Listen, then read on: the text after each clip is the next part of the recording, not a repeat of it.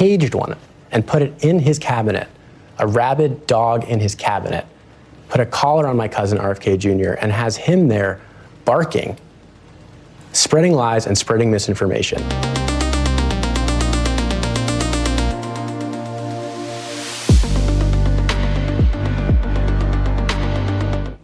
You were the first member of your family to come out and criticize him publicly. What do you say to voters who now see the Kennedy name and associate it with your cousin's policies? I don't think there's anything anyone can do to change what JFK, my grandparents, my mom, my Uncle John stood for. Nobody's that powerful. But RFK Jr. is a dangerous person who has making life and death decisions as Secretary of Health and Human Services.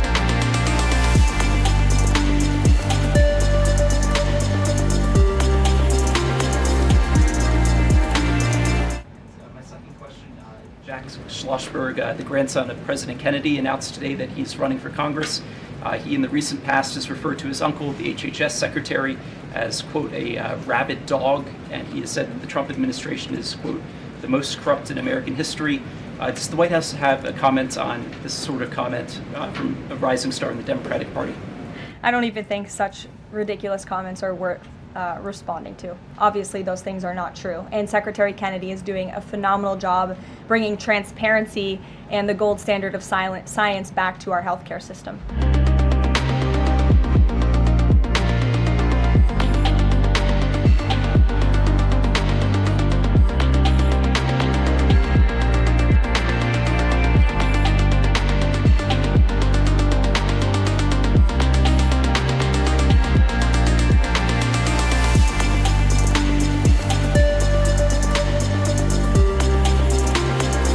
Ahead at the midterm elections and the MAGA movement, there are reports that the MAGA movement is going to be key in really boosting support for Republicans, as of course there is support with what RFK Jr. is doing when it comes to processed food, such as removing additives like dyes and excess sugar. Can you talk to us about the MAGA movement and what we're going to see as we inch closer, I should say, towards the midterms?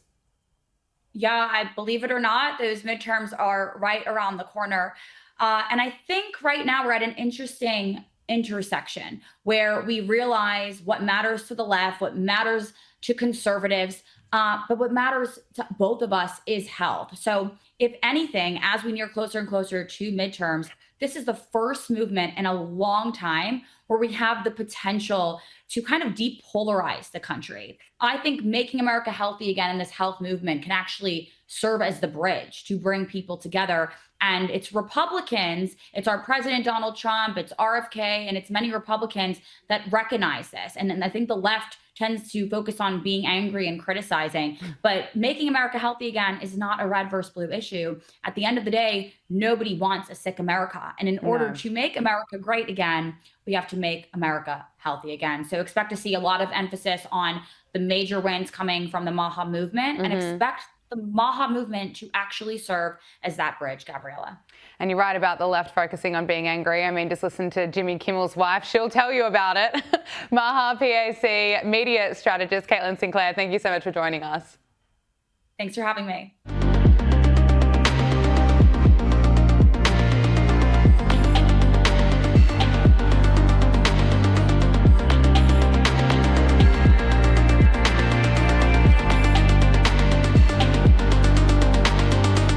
Let's talk about the government shutdown that's finally come to an end, dragged on for well over a month because of the Democrats. And it's been revealed by Axios.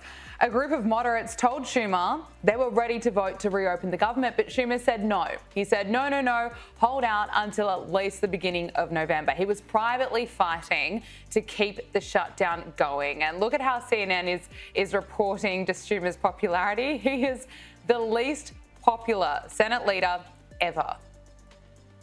What about Democrats nationwide feeling about Chuck Schumer? I think the word of the day is terrible, terrible, terrible, terrible. To quote another Charles Barkley when it comes to Chuck Schumer, look at this. Least popular Dem Senate leader ever. I looked at all of the polls going all the way back since 1985. The one who has the lowest rating among Democrats is, in fact, Chuck Schumer. Look at this. He's underwater with Democrats. CJ, he's been exposed here. Absolutely exposed. And I think the reason he was probably privately fighting to continue the shutdown is because he was scared of mommy. And mommy in this case is Alexandria Ocasio-Cortez. And he was worried that if he caved and if he made a deal, that he is going to have to deal with a primary challenge and she will be the end of his political career as he knows it. And so it's a shame to see them playing such partisan politics with people's livelihoods. You know, it's Veterans Day here in the States, and it's so crazy to me to see so many of these folks tweeting Happy Veterans Day when their political gamemanship is why so many of our brave men and women in this country who wear our country's uniform were not receiving their paychecks, right? So you want to say that you support our men and women in uniform, but you didn't support them getting paid because you wanted to fight for illegal aliens to have health care? Yeah, no, you can sell that, you know, BS narrative to someone else because the American people aren't buying it. 100%. And then you saw some Democrats upset that the government shutdown was coming to an end. Look at this. Tonight, 8 Democrats voted with the Republicans to allow them to go forward on this continuing resolution. And to my mind, this was a very, very bad vote. And CJ, Democrat John Fetterman has rightfully blamed his party for the shutdown. He wrote on X, after 40 days as a consistent voice against shutting our government down, I voted yes for the 15th time to reopen. I'm sorry to our military, SNAP recipients, Gov workers and Capitol Police who haven't been paid in weeks. It should have never come to this. This was a failure. Now, CJ, I think if the Dems want to win people back, they should be acting a bit more like Fetterman.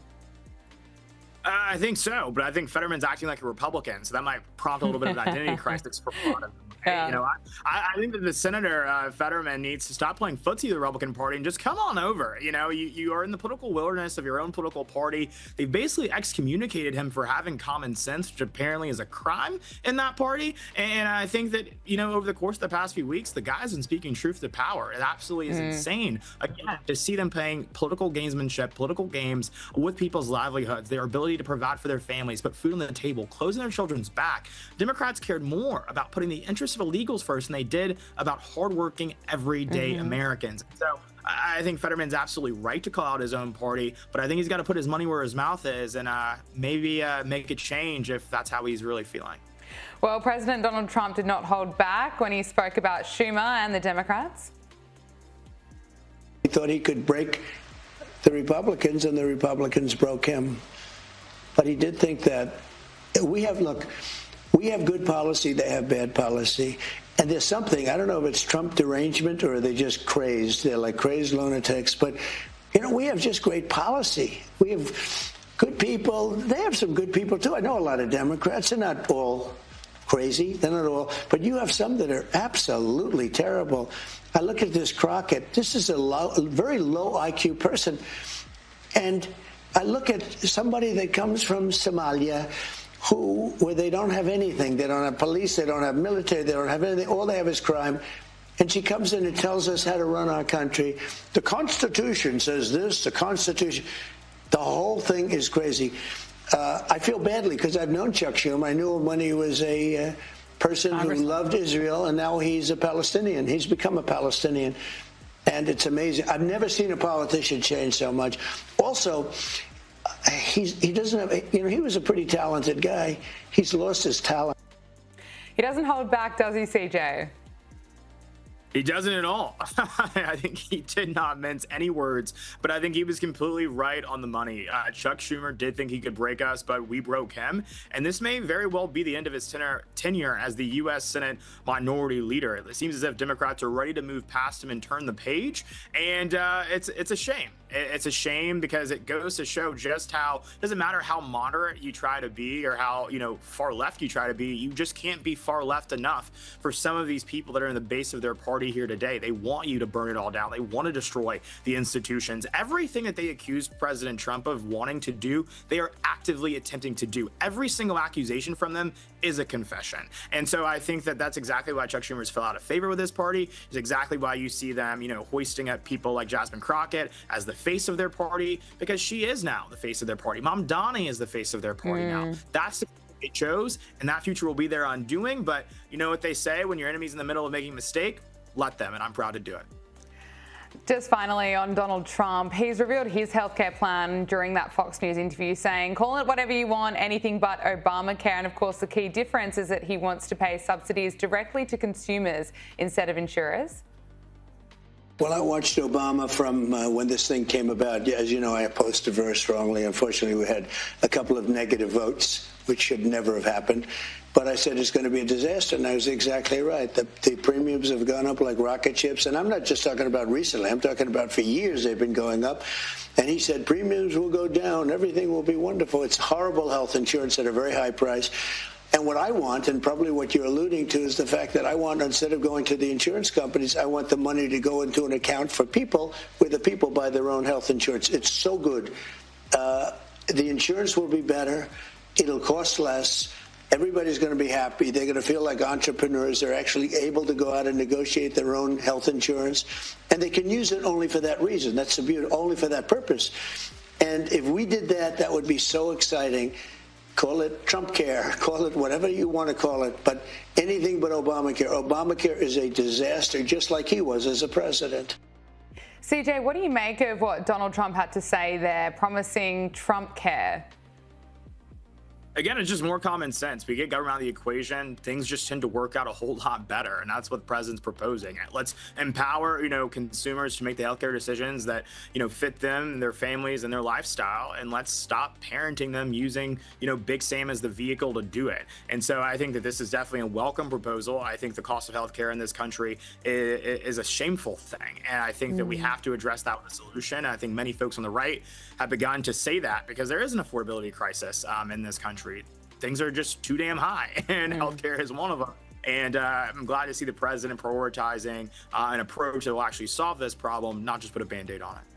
Now, CJ, as someone who's key in the MAGA movement, I want to talk about the infighting that's happening. It seems to be blowing up, especially after Tucker Carlson interviewed Nick Fuentes, who has, of course, said the most disgusting racist things that you could ever imagine. Ben Shapiro is slamming Tucker Carlson for platforming him. There are plenty of others that are all fighting publicly against one another. On the one hand, I, of course, think that it's great that Ben Shapiro is highlighting some of the vile things that Nick Fuentes has said, because that seemed to have been missed by Tucker Carlson in his interview. And it's, of course, it's important to call out your own side and be critical.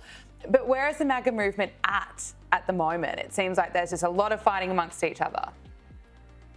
It's often ironic when you as a 23-year-old have to tell your older brothers and sisters in the movement to grow up, but I think many of them should. I think we've got to get past this point of airing out our dirty laundry publicly. A lot of these folks, they have each other's numbers. Text each other, let them know what's going on and why they should, maybe change their approach or some of their rhetoric and their tone on some of these issues. But, I'm always been a proponent of more speech is better than less speech. Yeah. I think the only way to defeat bad ideas is to present good ideas that are better than those bad ideas, right? And so I think that, here's the reality about Nick Fuentes. There are many things, as you said, that has said that are very vile and reprehensible. But I think the only way to undermine those things is by actually saying, what is a better, solution to those issues? Because for better or for worse, he's tapped into a lot of young people and their emotions. And so we've got to figure out why that's happening and basically appeal to their better, the better side of themselves. But I think it's unfortunate to see all this infighting publicly because it means that we're not focused on our actual opponents, the left. These people want us dead.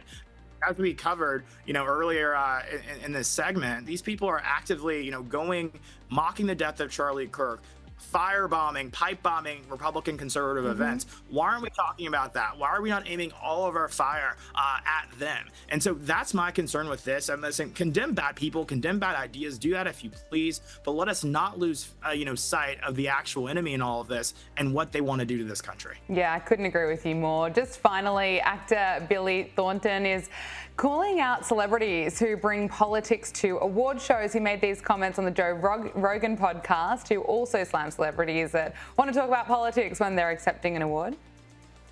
Unless you have really studied stuff and really know about a subject fully,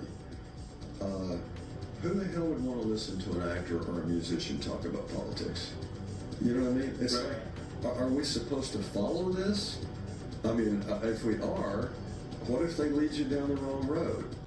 CJ, maybe celebrities are getting it. I mean, just last week we heard from Jennifer Lawrence, who seemed to be reading the room. She's now stopping speaking about her anti-Trump beliefs.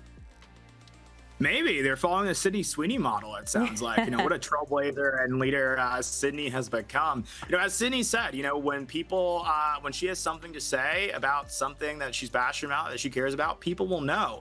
And also, too, I think she'll say it when people ask her to say it. And I don't think anyone's asking for any of these actors or actresses to weigh in on fiscal policy or healthcare reform in this country or the state of the Middle East, because frankly, I don't think Jennifer Lawrence is much of a subject matter expert on that. And so I'm glad that they finally discovered some humility, and that's rare in Hollywood, rare in Los Angeles. But it's, hey, credit where it's due. An epiphany delayed, I guess, is not.